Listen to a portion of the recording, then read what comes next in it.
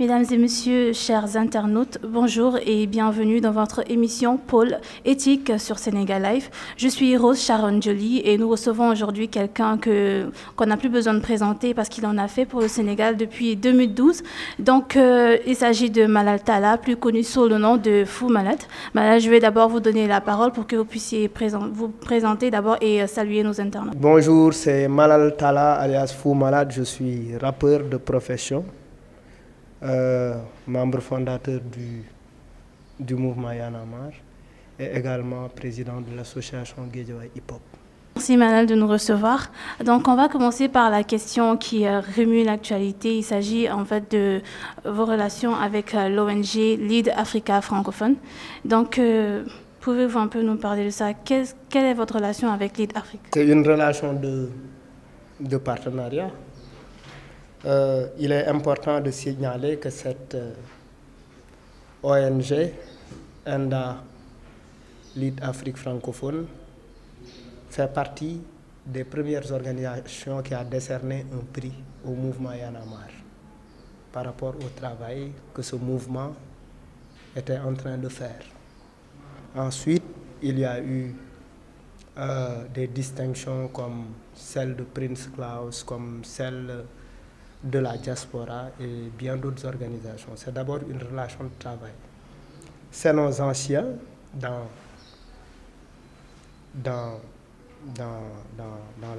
le travail citoyen.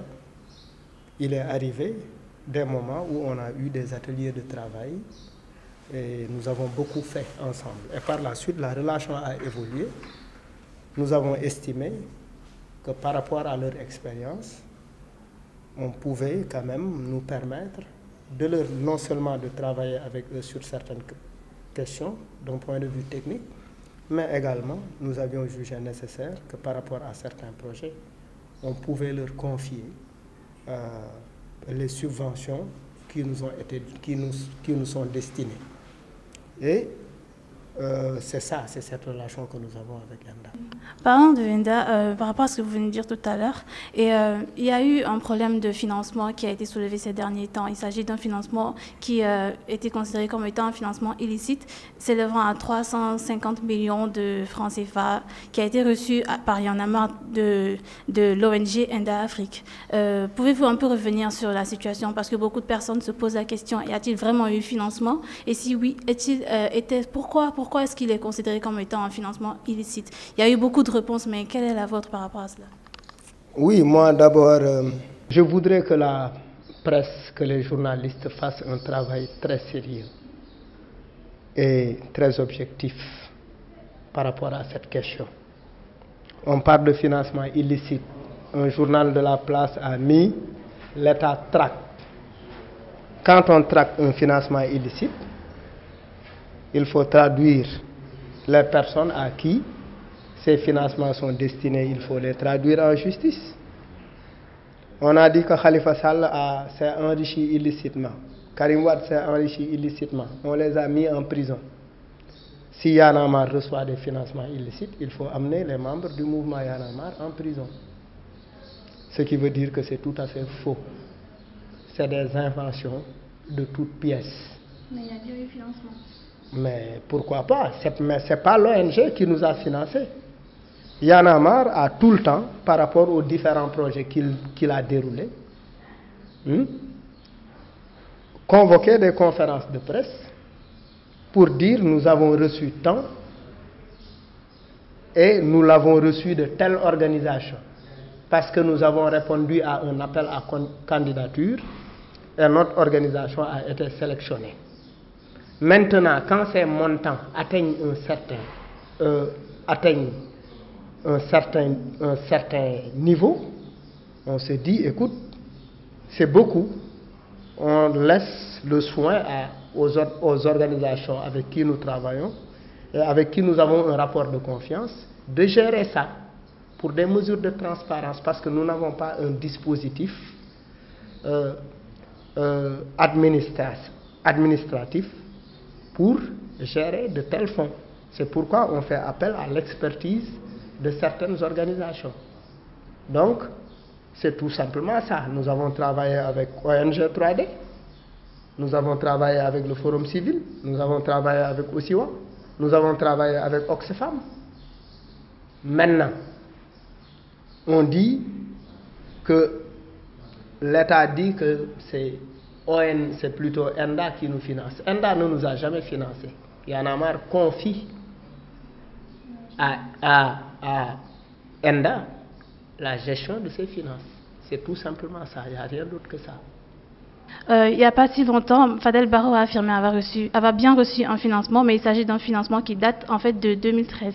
Donc, est-ce le même financement ou bien sinon, d'où est-ce qu'il venait ce financement? On a travaillé sur plusieurs projets. On a travaillé avec Osiwa et Oxfam sur un projet qui s'appelle Doh ak Sa Gox, qui a duré 1 an. Le premier projet a concerné les 7 régions soutenu par Oxfam, et le deuxième a été financé par Osiwa pour les 7 autres régions. C'est l'Observatoire de la démocratie et de la bonne gouvernance, où le mouvement Y en a marre, qui a permis au mouvement Y en a marre de se déplacer dans tout le Sénégal et d'organiser des conférences interactives entre les élus et les populations, parce que les élus, avant d'être élus, viennent vers les populations pour leur proposer un programme. Et si une fois le programme convainc, les gens votent pour eux. Mais pour nous, il doit y avoir un retour. Il faut surveiller. Après avoir alerté, il faut surveiller les gens pour le programme pour lequel ils ont été élus. C'est la raison pour laquelle nous avons mis en place le projet Doh ak Sa Gox, Observatoire de la démocratie et de la bonne gouvernance, qui consistait à créer un face-à-face entre les élus et les populations. Maintenant, ce sont les élus qui posent des questions, ce sont les populations qui posent des questions aux élus par rapport aux engagements, par rapport à leurs promesses. Est-ce qu'elles ont été respectées ou pas? Ça, c'était avec Osiwa et Oxfam. Ensuite, nous avons répondu à un appel à candidature de l'Union européenne. Ce projet-là, on est en train de le mettre en œuvre. Ça va finir bientôt. Ce projet s'appelle Sunu Gox. C'est un projet sur la protection de l'environnement, où nous travaillons avec l'ONG française qui s'appelle GRET. Il faut rappeler que l'année dernière, à l'approche des législatives, l'ONG GRET a été convoquée. Et l'Union européenne a été même saisie par le ministre des Finances pour lui dire pourquoi vous donnez à Y en a marre un tel montant.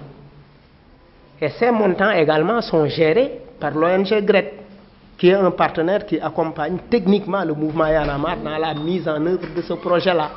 Donc on a co-postulé dans le cadre de ce projet.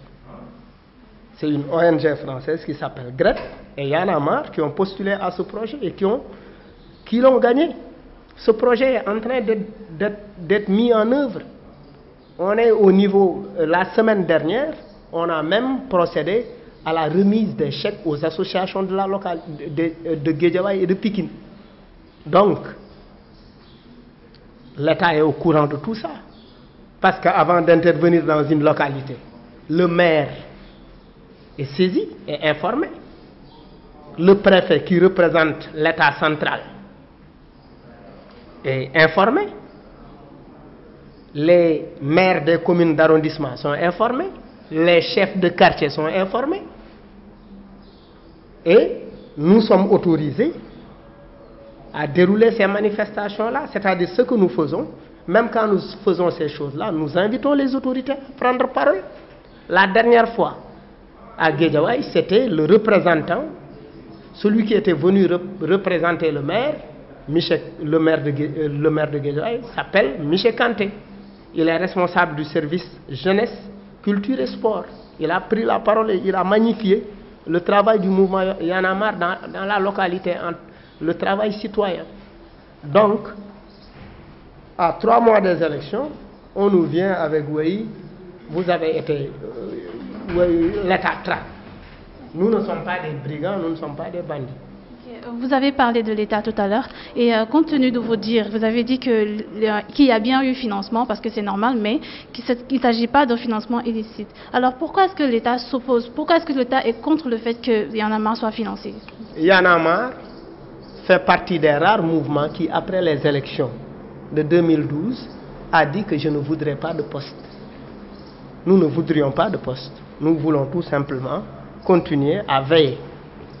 Est-ce que le président respecte ses engagements ou pas? Et on se souvient, lors d'une audience avec le président, il avait bien dit, des mouvements comme le vôtre sont bien pour le pays, parce que ça permet de contrôler l'évolution de la démocratie.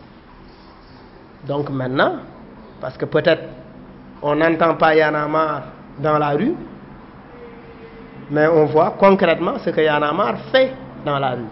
Et tout ce travail-là que Y en a marre fait, la presse en a été informée, mais ce travail important de sensibilisation et de mobilisation citoyenne n'intéresse pas notre presse, parce qu'elle est dans le sensationnel. Donc ce qui intéresse la presse, c'est effectivement, on traque 350 millions de Y en a marre. On s'intéresse, par exemple, il y a récemment un journal même qui a répondu en disant on ne répond pas à un fumeur de joint. Nous, on veut qu'on nous oppose des opinions objectives. Il faut que les gens restent objectifs et vrais. Mais est-ce que là, c'est un problème d'objectivité de la presse parce que la presse a fait que relayer en fait les faits? Oui, mais je veux dire, la presse a eu cette information. Mais la presse n'est pas venue vers Y en a marre pour poser des questions. Elle a d'abord publié cette information-là. Alors que le devoir du journaliste, le média, on parle de média.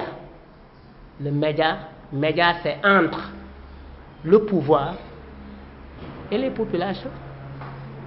Tu as une information quelque part, il faut aussi nous contacter parce que l'information nous concerne avant de la publier. D'accord. Revenons un peu sur la décision de l'État en fait.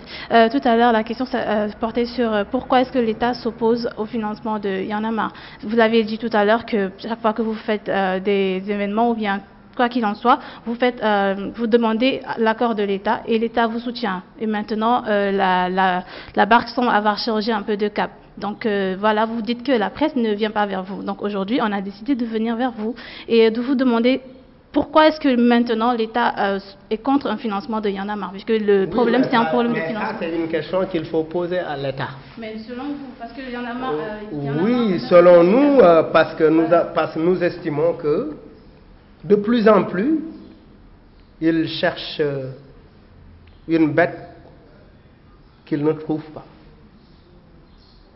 Ils nous ont vu dérouler le programme Parel qui consiste à mobiliser les jeunes à aller retirer leur carte. Parce que pour nous, si on a un vote massif des jeunes ou des populations, ça va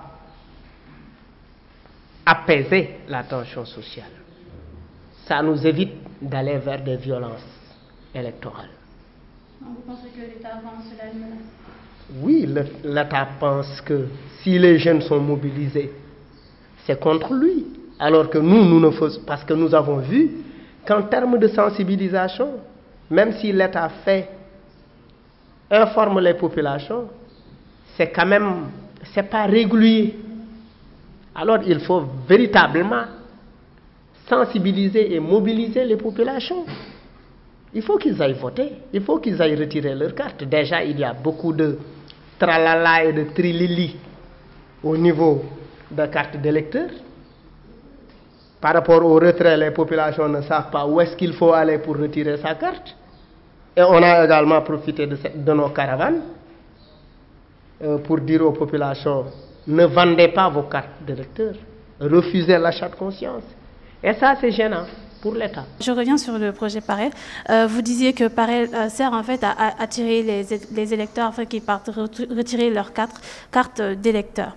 Maintenant, vous aviez dit lors d'une interview que le but en fait de ce programme, c'est aussi d'orienter, de sensibiliser les électeurs afin qu'ils sachent à qui remettre leur confiance. Alors, je vais vous poser la question, d'après ce que vous avez vu dans le pays, votre lecture du pays, à qui, selon vous, ils devraient remettre leur confiance? Je ne donnerai pas de consigne de vote à ma fille pour me permettre de le donner à n'importe quel Sénégalais. Notre travail, c'est de dire aux Sénégalais, écoutez, il faut qu'on arrive à élire un bon candidat. Un bon candidat, c'est très simple. C'est un candidat qui respecte les engagements qu'il prend. Maintenant, les Sénégalais pourront identifier qui sont les candidats hors des chapelles politiques qui sont bien. Parce que quand même, en tant que Sénégalais, nous avons vécu avec les politiques, leurs promesses, leur façon de faire. Il est important de donner le maximum d'informations aux Sénégalais afin qu'ils puissent choisir librement le candidat pour qui ils vont voter. Vu que vous êtes un militant pour la démocratie, et on sait aussi que vous êtes parmi ceux qui ont mené un peu le président actuel au poste là où il est. Donc, quelle est votre lecture de la gestion de Macky Sall à présent? Beaucoup de contradictions. Beaucoup de contradictions. Beaucoup de choses promises n'ont pas été respectées. Parce qu'il y a un adage qui dit « chose promise, chose due ». Et beaucoup de choses ont été promises aux Sénégalais et ces choses-là n'ont pas été respectées. Des choses comme quoi? Le mandat, la rationalisation, le nombre de ministres, la transhumance, une justice qui est liée au crochet de l'État. Une justice au crochet de l'exécutif, pas du tout autonome. Sur quoi vous vous basez en fait pour Mais parler de justice? oui, il faut le voir, c'est-à-dire il y a l'IGE qui dit que certains du pouvoir ont commis des malversations, l'OFNAC qui le dit, et c'est des organes mis en place par l'État du Sénégal. Mais on a traqué des opposants, on les a amenés en prison. Pendant ce temps, des gens traqués par l'IGE et l'OFNAC, qui sont des organes du pouvoir, sont libres comme l'air. Vous pensez qu'il y a une émission du pouvoir dans l'aspect juridique? Mais tu peux faire ta propre analyse. On fait partie du même parti, toi et moi. Je suis le président, tu es mon ministre, tu as volé. Les organes de contrôle me le signalent et me disent tu as volé ici, ici, là, là, là, toi et d'autres, mais qui font partie de mon camp. Mais me signalent également que d'autres qui ne font pas partie de mon camp ont volé. Je choisis d'emprisonner ceux qui ne sont pas de mon camp et laisser ceux qui sont de mon camp. C'est-à-dire que le traitement est inéquitable. Oui, oui, c'est ce que je dis. Ce n'est pas ce que j'essaie de dire. C'est ce que je dis. Qu'est-ce que vous reprochez concrètement au président Sall? Ça, tout ce que je viens de dire. Donc, si vous vous adressiez directement au président Sall, qu'est-ce que vous diriez? Je lui dirais, Monsieur le Président, vous avez été élu dans un contexte très difficile. Les Sénégalais se sont mobilisés pour refuser le ticket présidentiel. Les Sénégalais ont combattu la candidature de Wade. Certains sont même allés jusqu'à dire ignorer royalement le bulletin de Wade parce qu'il a fait un forcing. Tu es arrivé au pouvoir avec 65% des suffrages. Tu as pris des engagements. Tu es venu voir le mouvement Y en a marre avec ton équipe. Tu as pris des engagements. Je ferai 5 ans. Je n'aurai pas beaucoup de ministres. Il faut une gestion efficiente. Il faut rationaliser les ressources de l'État. On revient au même tintamarre d'antan. C'est ce que je lui reproche. On a remarqué que ces derniers temps, il y en a marre, on a l'impression qu'il est un peu en retrait. Pourquoi est-ce que depuis 2012, on va dire, jusqu'à présent, c'est comme si Y en a marre se faisait un peu discret? Pourquoi? Pas vrai, ça c'est vous qui essayez de le dire en tant que journaliste. Et vous essayez de mettre ça dans la tête des populations. On dit que depuis 2012, on déroule l'observatoire de la démocratie. Ou bien vous voulez voir Y en a marre dans la rue en train de jeter des pierres, de brûler des pneus. C'est ça Y en a marre.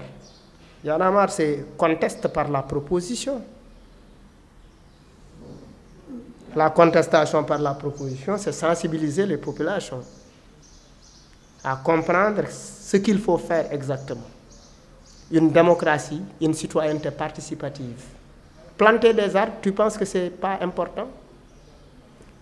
Planter des arbres, ramasser les déchets plastiques, lutter contre la pollution. C'est vital ça. Dakar fait partie des villes les plus polluées au monde. Y en a marre fait un travail très important sur des questions environnementales. On ne vous entend plus trop sur les questions politiques. C'est pas vrai. C'est pas pourquoi on se prononcerait sur l'affaire Khalifa Sall. Nous ne sommes pas des militants de Khalifa Sall. Et nous avons déroulé le programme Yonagui Dieng. Yonagui Dieng, c'était pour parler de cette justice liée qui dépend de l'État, au crochet de l'État. On a fait, juste un an après Macky Sall, on a fait Digue Borla Gorsa Wahja, respecte tes engagements. Le 7 avril 2016, on a organisé à la place de l'Obélisque devant 60 000 Sénégalais l'ouepoutourou, c'est-à-dire la goutte d'eau qui fait déborder le vase. Où étaient les journalistes? Et même sur les questions de financement, tous les financements que nous avons reçus, nous avons organisé des conférences de presse. Pourquoi les journalistes n'ont pas l'honnêteté de ressortir dans leurs archives ces choses-là? Parce que c'est ça le travail du journaliste, c'est d'éclairer les Sénégalais. Quand Soros est venu nous voir, on a appelé la presse. Quand l'ex-ministre des Affaires étrangères de France est venu nous voir, on a appelé la presse. Quand nous avons reçu de Osiwa, de Oxfam, de Ford, on a appelé la presse. Pourquoi la presse ne revient pas sur tout ça? Et même sur l'affaire Lamine Diack, la presse a repris un article du journal Le Monde qui n'a jamais cité Y en a marre. C'est la presse sénégalaise qui a cité Y en a marre parce qu'elle est manipulée. C'est une presse de contribution. C'est une presse qui soutient la communication du gouvernement, qui n'est pas équidistante. C'est une presse qui a pris parti. Et puis nous ne sommes pas l'État pour régler les questions. On ne peut pas se substituer à l'État. Tout ce que vous avez vu Y en a marre dans le référendum, battre campagne pour dire non. Parce qu'on estimait que pour le référendum, il fallait un seul point, la question de la réduction du mandat à 5 ans. Et on nous propose un référendum avec 13 points ou 15 points. On a battu campagne pour le non. La presse ne s'en souvient pas. Pour le parrainage, nous avons battu campagne. Les Sénégalais ne sont pas sortis. Nous ne sommes pas un parti politique qui déplace des militants avec un sandwich et des t-shirts et 2500 francs par personne. Nous ne pouvons pas faire ça. Ce n'est pas notre démarche. Oui, parce que tout ce que je dis là, c'est vérifiable. Maintenant, toutes ces questions qui reviennent, on ne vous entend pas. C'est faux. Parce que vous bouchez vos oreilles. Vous bouchez vos oreilles quand vous le voulez. Et vous les débouchez et vous fermez vos yeux aussi. Quand on bouche les oreilles, on ferme les yeux, on n'entend rien, on ne voit rien.